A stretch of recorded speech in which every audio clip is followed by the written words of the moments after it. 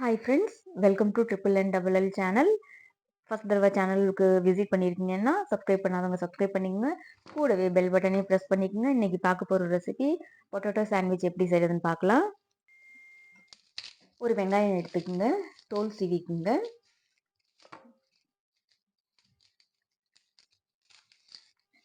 Medium size வெங்காயமாக எடுத்துக்கோங்க.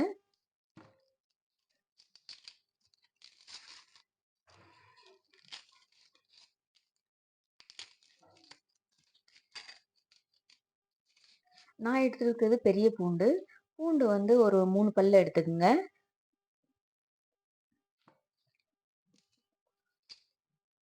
தோலை உரிச்சுக்குங்க.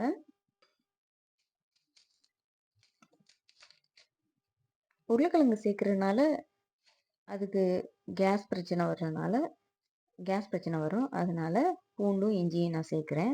அது பூண்டு எடுத்துருக்கேன், 3 பூண்டு எடுத்துட்டேன். தோல் உரிச்சு எடுத்துக்கோங்க. இஞ்சி எடுத்துக்கோங்க. இஞ்சியும் தோல் சீவி எடுத்துக்கோங்க.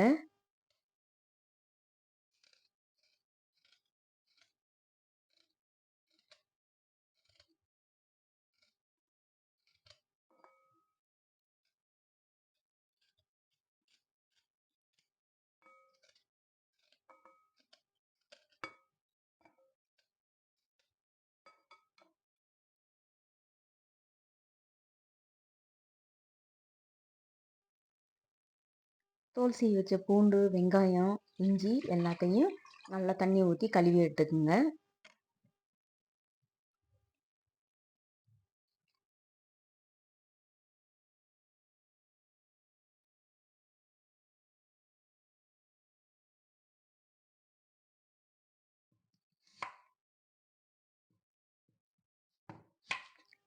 வெங்காயத்தை ஸ்லைஸ் பண்ணுங்க. நல்லா மெல்லிஸாக ஸ்லைஸ் பண்ணிக்கோங்க. உங்களுக்கு உங்களுக்கு எந்த ஸ்டைலில் வெட்டுவீங்களோ அதே மாதிரி வெட்டிக்குங்க.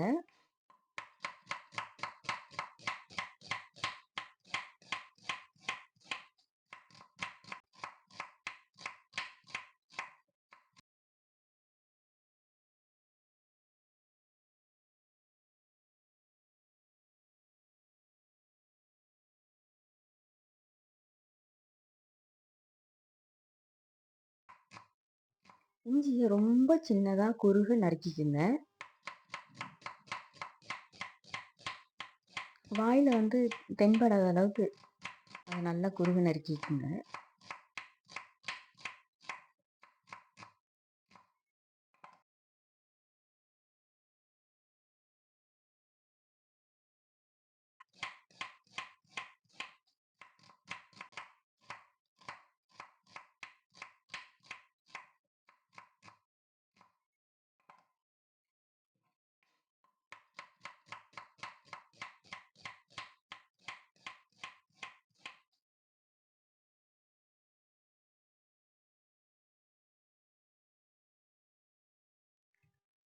பூண்டையும் சின்ன சின்னதாக, ரொம்ப சின்ன சின்னதாக நல்லா நறுக்கிக்குங்க.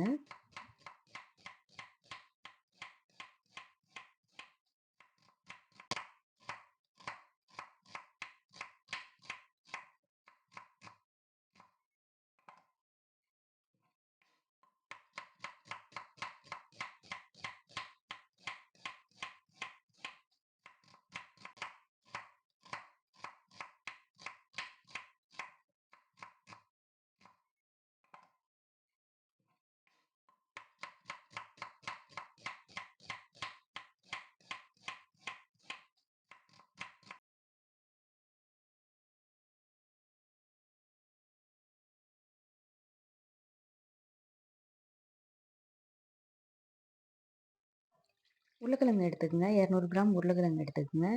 மண்ணாக இருக்கும், அதனால நல்லா கழுவி எடுத்துக்கோங்க. மண் போகிற வரை நல்லா கழுவுங்க. சாதாரண தண்ணியை வச்சு கழுவுங்க.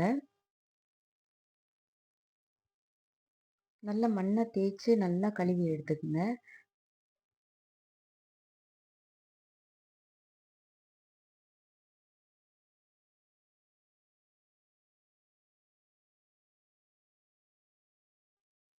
குறைஞ்சது ஒரு 2 தடவையாவது கழுவுங்க.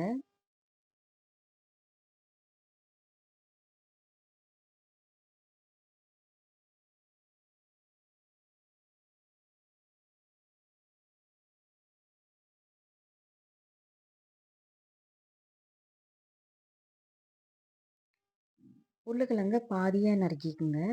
பாதியாக நறுக்குங்க. இல்லை உருளைக்கிழங்கு நீங்கள் எப்படி அவிச்சு எடுப்பீங்களோ அந்த மெத்தடில் எடுத்துக்குங்க. ஏதாவது அழுங்குனது இல்லை கெட்டு போனது இருந்துச்சுன்னா அதை வெட்டி எடுத்துக்குங்க. ஒரு ப்ரெஷர் குக்கர் எடுத்துக்குங்க. பாதியாக வெட்டி வச்ச உருளைக்கிழங்கு சேர்த்துக்குங்க. 1 கப் தண்ணி சேர்த்துக்குங்க. கேஸ் ஆன் பண்ணுங்க. குக்கரை வைங்க. விசில் போட்டு மூடி வைங்க. குறைஞ்சது ஒரு 2 விசிலாவது வச்சு வேக வைங்க. நல்லா வெந்திருக்கணும் உருளைக்கிழங்கு. 2 விசில் வந்துருச்சு. ஸ்விட்ச் ஆஃப் பண்ணுங்கள். கொஞ்சம் தண்ணி ஊற்றி கொத்தமல்லி இலையும் கொத்தமல்லி உடைய வேறு பழுத்தது எல்லாத்தையும் எடுத்துகிட்டு ஃப்ரெஷ்ஷான கொத்தமல்லி நல்லா அலசி எடுங்க. இதுலேயும் மண் நிறையா இருக்கும். 2-3 தடவை அலசி எடுத்துக்குங்க. மண் போகிற வரை அலசுங்க.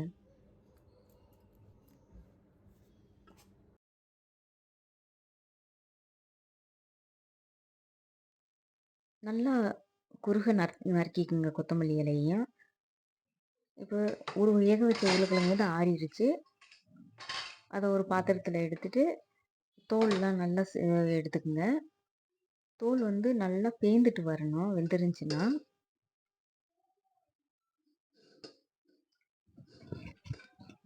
உருளைக்கிழங்கு தோலை நல்லா உரித்து எடுத்துருங்க. கொஞ்சம் கூட தோல் இல்லாமல்.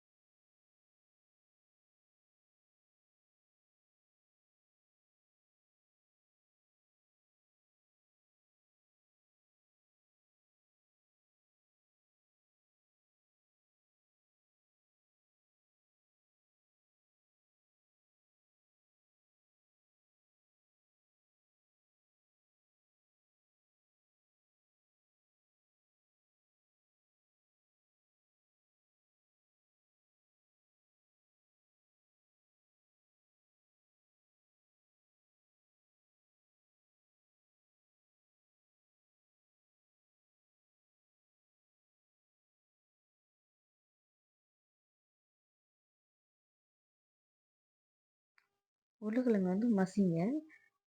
இந்த மாதிரி மசியலாம். இல்லை கைனாலையும் பிசைஞ்சு எடுங்க. நல்லா கட்டி இல்லாமல் நல்லா வெந்திருக்கணும். நல்லா கொல கொலன்னு இருக்கணும். அப்போ தான் வந்து நல்லா இருக்கும். ஈரப்பதமும் அதிகமாக இல்லாத அளவுக்கு பார்த்துக்குங்க. குழஞ்சின்னா ரொம்ப குழஞ்சிடக்கூடாது. வேகாமையும் இருக்கக்கூடாது. கட்டி கட்டியாகவும் இருக்கக்கூடாது. பிசையலை நல்லா பிசைஞ்சுக்குங்க. கட்டி இன்னும் இருந்துச்சுன்னா கைனாலே நல்லா பிசைஞ்சு விடுங்க. கட்டி கட்டி இருந்துச்சு அதை பிசைய முடியலைன்னா அந்த கட்டியை வெளியில் எடுத்துருங்க. உருளைக்கிழங்கு பிசைஞ்சு எடுத்தாச்சு. கரம் மசாலா கொஞ்சம் சேர்த்துக்குங்க. உப்பு கொஞ்சம் சேர்த்துக்குங்க. ஸ்லைஸ் பண்ண வெங்காயம் சேர்த்துக்குங்க. கொத்தமல்லி இலையை சேர்த்துக்குங்க. பூண்டு சேர்த்துக்குங்க.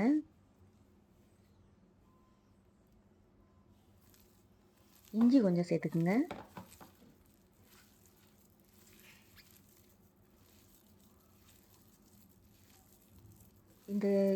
இந்த ரெசிபி செய்கிறதுக்கான இன்க்ரீடியன்ஸ் வந்து கடைசியில் கொடுத்துருக்கேன். அதோடைய கரெக்டான மெஷர்மெண்ட் கொடுத்துருக்கேன். அதை பார்த்துக்குங்க. நல்லா பிசைங்க.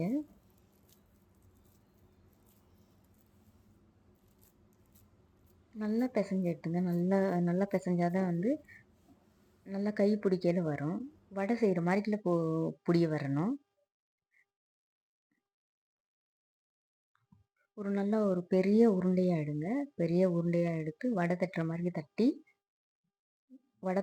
தட்டி எடுத்துக்குங்க.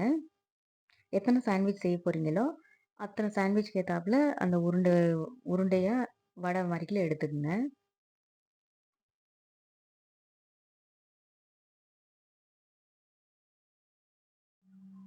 நல்லா பெரிய உருண்டையாக எடுத்துக்குங்க.